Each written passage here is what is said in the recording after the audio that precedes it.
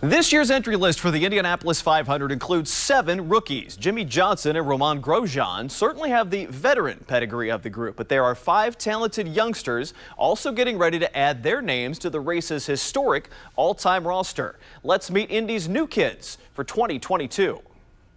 Every driver in the history of this great race has one thing in common. They've all been a rookie at the Indianapolis Motor Speedway. 2022's class includes 5 young racers that come here with a wealth of experience on their way up to IndyCar. But this May, each of them will tackle the biggest opportunity of their careers. The hardest thing for me is going to just be, I think, experience with the car and with the teams.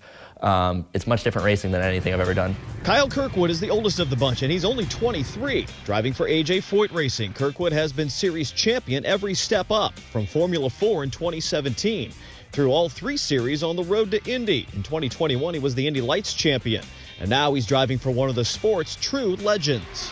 It's crazy the people that I have come up to and they're like, oh, wow, you're driving for AJ Foyt Racing. That's incredible, right? Their history goes way back before I was born, right? But knowing that and looking at the history, it's kind of built up a lot of emotion inside of me. And being able to drive for a team like AJ Foyt Racing is going to be incredible in my first year at IndyCar. The youngest of the rookies is 20-year-old David Malucas, runner-up to Kirkwood in last year's Lights Championship. He landed a seat with Dale Coyne Racing, a partnership with the HMD Motorsports team he drove for a year ago. Malucas' pre-season included several starstruck moments. It didn't really hit me until a couple weeks ago when I did the IndyCar meeting, sat down, right? I'm sitting down, VK here, and I'm like, okay, VK, cool, I know VK.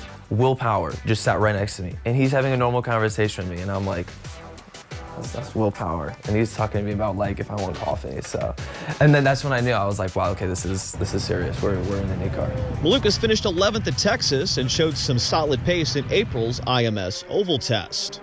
May is the month May is the new Christmas, man. May is the new December. Devlin Defrancesco is the 4th car in the Andretti stable this May, driving for Steinbrenner Racing. His early career took him to Europe and Japan, but being here was always in the mix. Honestly, I've always wanted to be here as a kid, you know. IndyCar is something I always looked at, you know, the Indy 500, the range of tracks that you go to, and how close the teams are. Callum Eilot made his IndyCar debut last fall. The 23-year-old from England came to the series pretty abruptly. I'd taken my only holiday of the year. I had 5 days, I think, in Sicily. And the first day I arrived, I was hoping to relax, and my manager called me. He's like, yeah, we might have an opportunity, but it's a bit of a strange one. We might need to do some races this year. I'm like, okay, do I need to give you an answer now? And he's like, yes. Those 2021 races led to a full season commitment with Hukos Hollinger Racing. Eilot was getting close to a potential ride in Formula 1, but ultimately saw his best chance to compete was here in the States. You have to perform in this sport. That's one thing. And I would say through my single-seater career, I've got better and better and better. So I want to kind of maintain that. Obviously, coming out here, it's a different environment, very different style. You've got ovals as well. So it's another step to kind of learn. And another 20-year-old is Christian Loongaard. The Danish driver made a massively impressive debut on the road course here last August. I showed up at the track probably like an hour before the first session. You know, so I'd never been to the track before. And that is so different to what I'm used to. So even at that point, I was surprised to be on pace. A cold call to get in the Rahal Letterman Lanigan number 45 led to a P4 in qualifying. Loongaard led a couple of laps, was top 5 most of the day, and ultimately finished 12th. But that first impression turned to a full-time ride this season. It kind of proves that I don't need much time to learn. It's kind of a quick adaptation. And I think that will be good for many tracks this year, you know, to just be there straight away.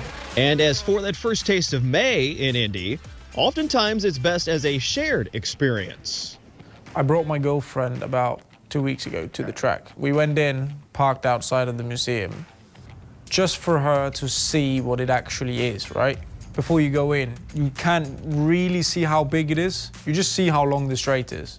But then once you go inside and you see the corners itself, you see the grandstand, you're like, this is big, this is huge. I can't imagine how it would go going into turn 1. I sure as hell am looking forward. 2014 was the last 500 to have as many as 7 rookies start the race. There is one other rookie of note, Tatiana Calderon. The 29-year-old Colombian driver will make her Indy debut in the Grand Prix this weekend. And all 5 of the drivers we featured will be on the road course race as well. Practice and qualifying at IMS are on Friday.